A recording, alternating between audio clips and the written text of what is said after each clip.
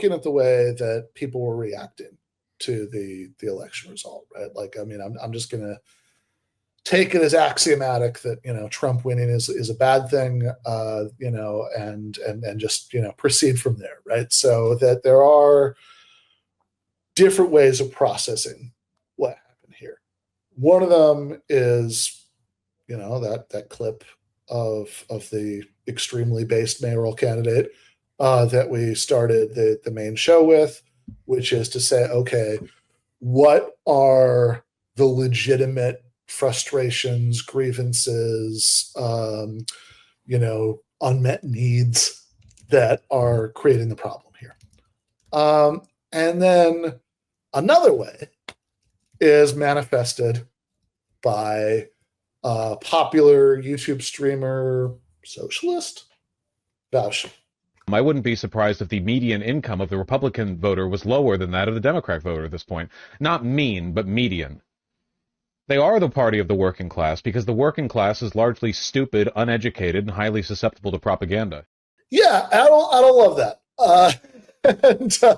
At any level, and we can get into some of the specifics, but I posted, perhaps unkindly, a tweet with the video that we just watched and the caption, seriously, what is wrong with this person? And he saw it and responded, you know, care to tell me why I'm incorrect? And I knew I wanted to do that in more than a tweet, right? That I wanted to do some kind of on-air response to that, since you know, I think that that's the format that would better serve that you know, that response. And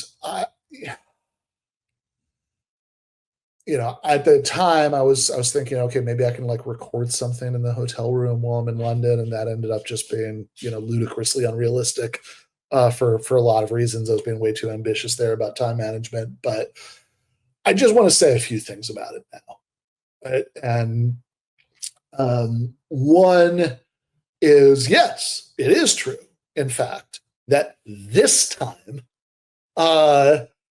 low-income voters, right, certainly, you know, voters under $50,000 a year in income, did break for Trump. Not by a lot, just by a little bit, right? But he did win that demographic. And so if your explanation of that is that the working class is stupid, which feels, even as I say the words, like, oh, this must be a straw man, I must be caricaturing his point in some way. But no, he just literally said that. We watched the clip, like that's word for word, right? Then, you know, we can talk about why I find that offensive, but let's start with, you know, to answer his question, why it's incorrect, right? And I think the first thing to notice, like just analytically, why as a factual question, this is incorrect, that this is the explanation, is that, look, this income bracket broke Democratic in the last election, and the election before that, and the election before that. Did they just suddenly get stupider? Is that what happened? Right? There's just a mass outbreak of stupid like that. That seems unlikely. There was an accident of a tanker truck filled with stupid juice into the water supply. Yeah, I don't think so. Right? At the very least, I have questions about the mechanism. Right? You know, for the mass outbreak of stupidity. And I think that you know, or alternately, you know, is it that that like voting Republican, you know, was actually the smart thing to do before 2024, and it's only flipped to being a stupid decision now because, in fact, over 100,000, I believe, right? That you know, that demographic was won by Harris this time around, and lost by Democrats in other recent elections, right? So what we have is a shift in who's voting for Trump and who's voting for Harris. And in fact, I would point out that if you're going to go with the working class stupidity explanation, then even from a sort of social justice-y lib perspective, this might lead you to some places you're going to find very ideologically uncomfortable. Because one of the big obvious manifestations of this class de-alignment, right, that of working class voters being less likely to reliably vote for Democrats than they have in the past, which is, a long time coming, and it's been happening gradually, but the sort of most dramatically manifested in this cycle is that there were massive Black and Latino shifts towards Trump, right? That, I believe, maybe there are more recent updated numbers that make this not true, but I believe from the preliminary numbers I saw, Donald Trump actually won Latino men, right? Did they just get dumber? Right? Is that the level of analysis that we're doing here? The other and even if he didn't, he certainly made massive gains among them, and he made considerable gains among Latino women. He made considerable gains, actually really dramatic gains among Black men, even Black women, who of the four, right, are the demographic where there was the least movement towards Trump. There was some movement towards Trump, right? And in fact, this is one of the things, if you want to sort of, if the beginning and end of your analysis of what's going on with Trumpism is about white supremacy, which is very, very often what you hear from progressive people, then this is a really confusing election because Harris got a smaller percentage of the Black vote and a larger percentage of the white vote than Joe Biden got 4 years earlier, right? I think that what you've got to acknowledge here is that, Trumpism, which I think is bad and dangerous and authoritarian, right? But I think it is an increasingly multiracial flavor of right-wing authoritarianism, the kind of coalition that Trump has been able to put together. So again, why is that, right? Is this best explained by stupidity? And in fact, should we believe, as much as there is a conflict of interest here, because, I want people to go to college, obviously, right? I take my intro to philosophy classes that I get paid to teach, but it's like, are people like, is that what college does? Is it turns people from being stupid to being not stupid? Like, is that our theory of the purpose of like the function and practice of college? Because I've got to say, I don't really buy that, for a lot of reasons, right? I think college is a valuable, human experience. It's something everybody should be able to do. I think there are definitely things you can get out of it. But the idea that like, oh, you will now be smart about politics instead of being dumb about politics because you went to college, I don't really buy, right? I think that it's true enough if you want to say that, the working class or Trump voters are stupid. It's true enough that like no significant subgroup of voters are like incredibly well-informed, like rationality machines, right? That's clearly true. Democrats too, right? I was on One Dime show yesterday, and he pointed this out to me. It's like, look, Democrats don't seem to think much of their base's intelligence because they're like spending all this time like lining up like Beyonce endorsements and stuff. So if they think that's what's going to move them politically, right, they don't seem to regard their base as being particularly smart. And look, I think we all know there's a fair amount of wish casting when it comes to how people think about whatever politicians they end up supporting, just because we live in a system with hideously limited options and people feel hopeless, and they'll often convince themselves of whatever they need to believe in order to make sense of the decisions they're making. But I would say college-educated liberal Democrats are not exempt from that description, right? Not even a little bit, not even close, right? I think the amount of cope that you get about, how, Kamala secretly, wants to stop funding Israel or whatever, from a lot of progressives is off the chart. By the way,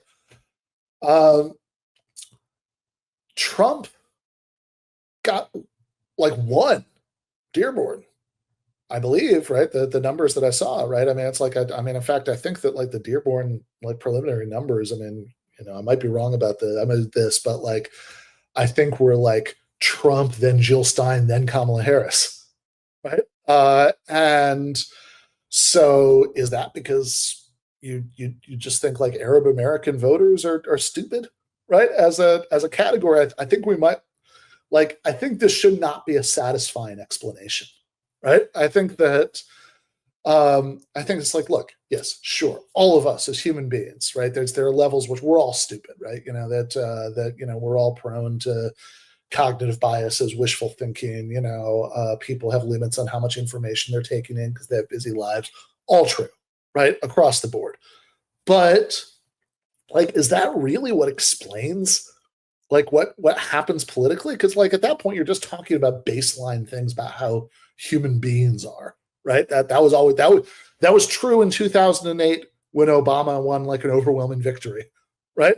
Just, you know, just like all that stuff is true now when Trump became the first Republican to win the popular vote in 20 years since George W. Bush in 2004, and the first Republican to win the popular vote while not running as an incumbent since George H.W. Bush in 1988, right?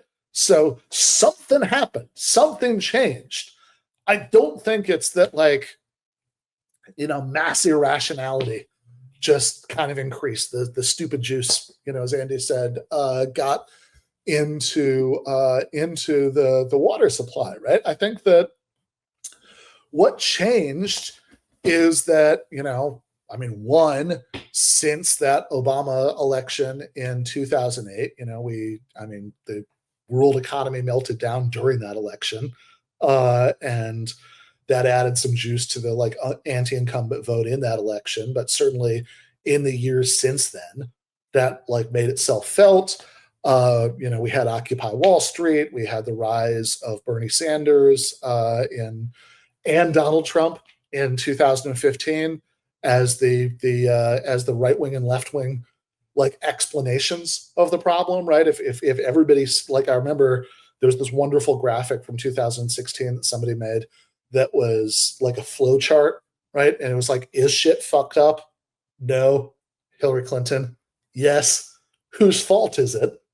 Next branch of the flow chart, immigrants, you know, rich people, right? And those two forks take you to Donald Trump or Bernie Sanders, right? So you have those, you have the rise of the you know right wing pseudo populism from Donald Trump, and the left social democratic populism for Bernie Sanders as the two competing explanations of shit being profoundly manifestly fucked up, and you know, and I think that since then, right? What have we had since then? We had Trump the first time around, and things, you know, actually sucked worse, and then, you know, because of a lot of the chaos that was going on in 2020 with the pandemic, with George Floyd's summer, then, you know, there was a strong enough anti-Trump sentiment, right, to take Joe Biden into the White House. I would note Trump came very close to winning in 2020, right? It's not like he was overwhelmingly defeated. Like he, you know, I mean, it was a close election, but then Joe Biden comes in, and, you know, that's what I was saying in the conversation with Juan Rojas. That's like, look, you can say all you want to, that, oh, Biden did some really good things with the National Labor Relations Board. He also stopped the rail strike, but, you know, he did mostly good things in his labor policy. There's some good infrastructure spending, this and that. And it's like, yeah, okay, fine. But being 20% better than Barack Obama is not the same thing as being even remotely adequate to the historical moment in which you took office, right? That like when there has already been the rise of this kind of demagogic, authoritarian right-wing pseudo-populism, and you're coming in after an unprecedented crisis from COVID that's led to all kinds of economic dislocations. There's a sense that, you know, business as usual is kind of done after the first Trump phenomenon. And then it's like, yeah, look, sure, you know, if we're going to grade on a curve, you know, better than, you know, if we're going to grade on a curve and we're not going to put the genocide in the grade calculations, then sure, better than other recent Democratic presidents, but clearly not remotely adequate to the needs of defeating Trumpism, even on a policy level, right? Never mind on the level of like actually being willing to, you know, pitch an appealing and compelling economically populist message, which is what it would have taken to defeat Trumpian pseudo-populism. Because if you're going to actually pitch an effective and compelling economic populist message, you know, it's not good enough to just be like, well, look, my record is, you know, 20% better than Obama. Is certainly like 40 or 45% better than, you know, last time the Republicans were in office, right? It's like, no, look, you need to have like really concrete things that you say you're going to do for people, and that you talk about all the time, that aren't like kind of a little obscure and wonky. Yeah, I can right? I just real quick want to add on that I was, as a thought experiment, thinking, just because like it was pretty easy for me to vote, like you said, if I mean, I have no problem saying I think Kamala was a better choice than Trump, just because of, you know, things that are Sure. you know, things that we've covered on this show, even though I don't like either. But what I would say is, I started thinking, like, is there one Democratic economic policy that I can bring to my mind that Kamala was running on that I thought would help me? Is there one? And, you know, and I actually would say I probably follow the news and policy stuff, you know, not as much as some people, but more than the average person, I think. And I just like literally couldn't think of like, I was just thinking, like, what do I rely on personally, right? Like, I'm on like New York Medicaid, for example, right? That really has nothing to do. She didn't really have a healthcare message and method. No, she like healthcare to a remarkable extent did not come up in this campaign, which again is really remarkable. There's one thing that did come up, though, was taking care of elderly people. That was mentioned on The View, which is a show I know Jake does not watch because he hates women. No, Jake, you need to watch The View every day just in case. Well, I will say I saw one clip of Kamala on The View, which was her saying that she nothing comes to mind with what she would do, or was that on Cold? Yeah. No, she was asked. She was asked. I don't think it was on View, but whatever, right? You know, she was asked on one of those shows. Hey, Joe Biden has been president for the last 4 years. What would you do that's different from what Biden has been doing? And she thought about it. She was like, well, nothing comes to mind. Yeah. She was like in pain thinking about it. Too. Yeah. You could just see her face like. But yeah. Just like, you know, I would just say, like, just the most obvious possible question to ask the vice president of a pretty unpopular incumbent president who is herself running for president. Like, this should be, like, if not earlier, this should be something you spent a lot of time thinking about how you'd answer before Biden announces that he's stepping down. When you're just in those weeks of people being like, oh, will he, won't he, right? It's like, oh man, is there like a 10% chance that I become the candidate? Well, what do I say if somebody asks how I'd be different, right? It's insane to me that she didn't have a response to that. And look, I mean, most of the economic policy was like, yes, there's going to be some financial assistance for first-time home buyers, which is great. Which but also, I'm not anywhere close to. Like, it's just like, I'm not saying I'm not. With or without that helping hand, I do not see myself buying a home anytime soon. I'm not saying that, like, I'm sure people could point to, you know, say, actually, she was going to do this little thing, but you know, and Biden did have some, you know, some policy that probably, you know, if I reviewed everything that happened the 4 years, I was like, oh, that was pretty good. But also, to your point, Ben, there's a huge difference between having some good policies and actually running on them. And the fact that I couldn't really think of any way. I mean, if anything, maybe the stock market going up, you know, and because it's evilly yoked to just whoever's gonna you know, actually like cut regulation, like that might be good for me in the short term. You know what I mean? I Like mean, look, I guess I have a 401k. You know what I'm saying? It's like it's pretty it's like pretty pathetic that like I couldn't really think of one thing, and it's like that was a bad sign. I was thinking. Yeah, I mean, look, Biden's National Labor Relations Board is like the best thing about the last 4 years.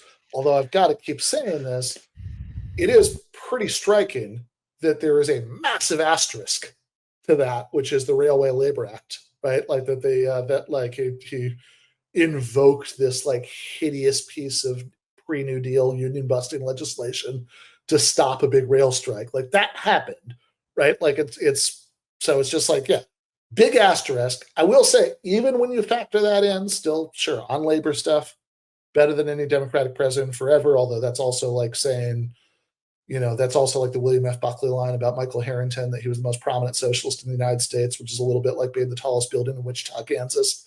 But it's a very low bar, right? But like, yeah, there's the infrastructure stuff, which is IRA, maybe some of the climate stuff hasn't actually been built, right? Like it's mostly kind of somewhat theoretical still. There's some of the COVID era welfare state expansion in like 2021, although Trump also did a fair amount of that stuff in 2020, and B, Biden then like all that stuff like expired, right? And you can argue, oh, there's nothing he could have done. There's no realistic strategy or one that would have worked out to keep it going, right? After it was going to expire because the Republicans, blah blah blah. Fine, right? But if we're just talking about like what you're asking voters to get excited about, then bad stuff happened, but it wasn't our fault is really not the best pitch, right? And if you think back to 2021, like liberals were just pissing themselves with excitement about the COVID era temporary welfare state expansion. There were all these headlines, that they, the Biden, American Rescue stuff, that child poverty was being cut in half by this. It's like, okay, but then it expires like a year later.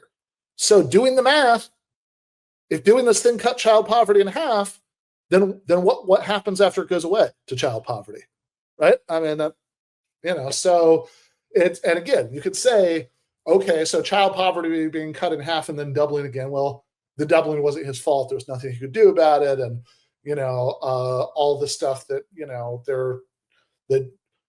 like all of the stuff that's actually much more exciting than the IRA that ended up getting passed, that was originally in the Build Back Better agenda, that it wasn't their fault that none of that happened because Joe Manchin and the Senate parliamentarian and Kirsten Sinema and the Republicans. Fair enough. Some of these things are kind of bullshitty excuses. Some of them are actually true if you look into the details. But like one way or the other, your big pitch to voters is we couldn't really help you that much, but it's not our fault, right? And that's an uphill battle electorally, right? Rhetorically. And you know what would really help if you were going to do that pitch? Here is the specific thing that we're going to do for you next time, right? Like, yeah, Joe Biden, he tried to do some good stuff, was stymied, but here's what we'll do for you this time, right? And Kamala Harris just manifestly failed to do that, right? Again, like if you were going to run an effective populist campaign, you would have to pick some kind of big economic proposal, some like big, exciting economic proposal. This definitely is the kind of thing that, Scheinbaum was doing in Mexico, and never shut up about it, right? That's how you do that. And also, of course, part of the populist rhetorical strategy, you have to be able to identify clear villains that you're going to mobilize people against. Like think about FDR doing those radio addresses, talking about economic royalists. Wasn't doing any of that, right? Didn't Truman also like run against the Republicans, like for the Do Nothing Republicans? Yeah, exactly. The Do Nothing Congress. Yeah, no, you totally right. I mean, Truman was also good at this, right? That wasn't happening, right? Like this, like the message was, oh yeah, we did some good policy stuff. We'll bring up every now and then, and you should be very attuned to that. But what we're going to emphasize is January 6th, democracy, January 6th, democracy, Liz Cheney, here's Liz Cheney again, Dick Cheney endorsed us. That shows that all the reasonable Republicans like us, which, by the way, completely feeds into Trump's narrative that he's like this lone crusader who the entire establishment is united against. It's like, well, lends it some fucking credibility when every single speech, even Tim Walz at the VP debate, is bringing up Dick Cheney's endorsement. Like, yeah, that, when every single Republican who, was pro-Harris got a speaking slot at the DNC, sure makes it sound like the entire establishment is united against Trump. You know what else it makes it sound like? That Trump is the anti-war guy, which that's something that, like, if you talk for more than 5 minutes to any Trump supporter you meet on the street, like just go, next time you're in an Uber, do like Thomas Friedman and ask the Uber driver who they voted for. The next time you're at a sports bar, like get into a political conversation with one of the other patrons. If you do any of these things, right, something that's almost guaranteed to come up if you talk to more than a couple of Trump supporters is that you'll meet one who within the first couple of minutes will say Trump didn't start any new wars, right? And this is always part of the pitch for Trump. He didn't start any new wars. And, he was basically running on, he was kind of doing the Nixon thing that he had a secret plan to end the war in Ukraine, right? That he said, he's got these amazing proposals that he can't tell us about because that would ruin it, but like once he lays them out to Putin and Zelensky and everything, it'll be over in no time. And it's like, look, there's all kinds of things. I guess we'll find out. There's all kinds of things that you could say about why this pitch is bullshit, right? That Trump like quadrupled the drone strikes in Yemen, that, he tore up Obama's détente with Iran, that he assassinated Soleimani, that he dropped the mother of all bombs on Afghanistan, et cetera, et cetera, et cetera. I mean, I could go on all day about this and make myself miserable, as I have many times, but people who are only kind of paying attention, well, if there's this vague anti-war aura around him and the other candidate is constantly bragging about how Dick Cheney supports her, which one of those people are you going to get an anti-war impression from? The one who won't shut up about how Dick Cheney loves her, or the one who oh yeah, he didn't start any new wars. If you're going to say, oh, see, this just proves Vaush's point, because actually, because I just said people who are only kind of paying attention, so that proves the working class is stupid and uneducated, and that's why they vote Republican, even though they didn't before, right? When I guess they were smarter and more educated. In fact, like if you go back to like FDR or Truman, right?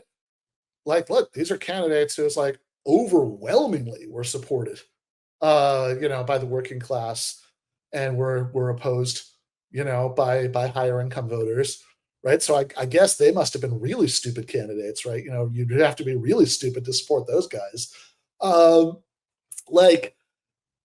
This is, I don't think it does show that, because, it's not like college, say, oh, haha, stupid working class Trump voters aren't paying attention to the details of foreign policy, unlike all the Democrats, who, of course, are paying attention to the details of foreign policy, right? Like if you're a Democrat and you went to college, 100% you're on top of like who did exactly what, in Iran or Yemen, right? Like that's we all know that from our experience. You got the flags. You got the flags in your bio, so they're a foreign policy expert when they do that.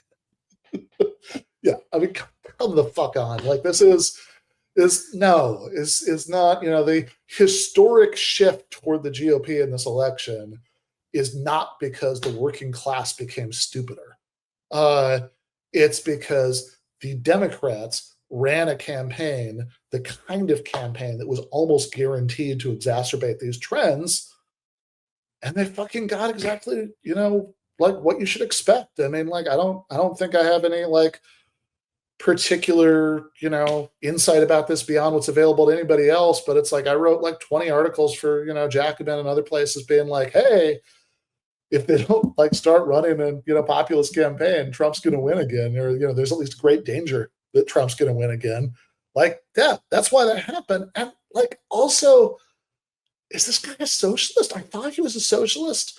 But it's like, what is the point of socialism to you if you think that the working class is too stupid to govern itself, right?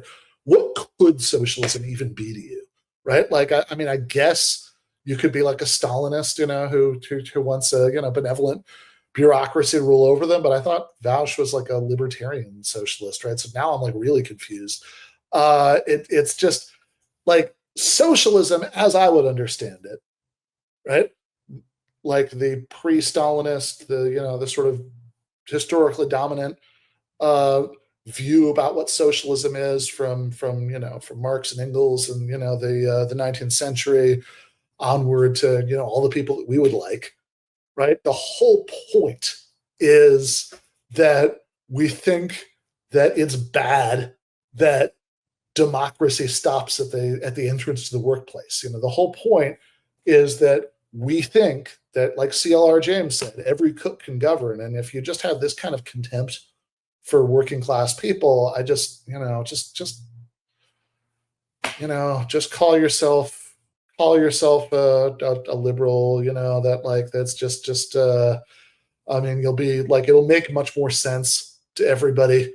And I just don't want you, I just don't want you anywhere near the movement that I'm trying to promote, and not just because of the goblin porn.